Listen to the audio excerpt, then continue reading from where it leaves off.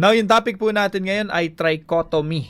Trichotomy. Alam niyo po ba kung ano yung trichotomy? Ito po isang pananaw o paniniwala na yung isang tao ay binubuo ng tatlong bahagi. No? Merong katawan, espiritu, at kaluluwa. No? Katawan, espiritu, at kaluluwa. Trichotomy. Tri. So, trichotomy teaches that humans have three parts: body, soul, and spirit.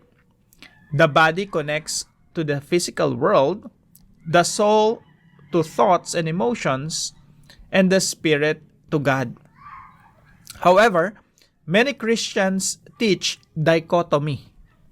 Ano naman po ibig sabihin ng dichotomy? Yung dichotomy naman, ito yung paniniwala na yung tao mayroong dalawang component lang. Yung katawan at yung espiritu o kaluluwa. Yung espiritu at kaluluwa ay one and the same, pareho lang.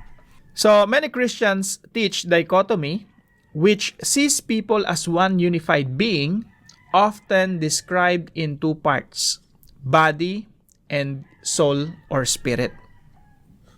Now, sabi po dito sa 1 Thessalonians chapter 5 verse 23, "May God himself, the God of peace, sanctify you through and through. May your whole spirit, soul, and body be kept blameless at the coming of our Lord Jesus Christ." So dito po binanggit po yung spirit, soul, and body. Kaya po marami pong naniniwala na yung tao ay binubuo ng tatlong bahagi: body, soul, and spirit. Sa Tagalog po, pakabanalin nawa kayo lubos mismo ng Diyos ng kapayapaan, at ang inyong spirito at kaluluwa at katawan ay ingatang buo na walang kapintasan sa pagdating ng ating Panginoong Hesukristo. So ito po yung katuruan natin ngayong araw.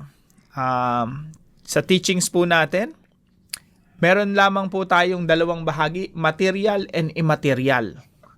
Sa immaterial po, pwedeng may dalawa pa yan: spirit and soul. Now, kung ang view nyo po, ang paniniwala nyo po ay trichotomy, wala namang pong problema ron. Kung ang paniniwala nyo naman po ay dichotomy, wala rin namang problema po ron.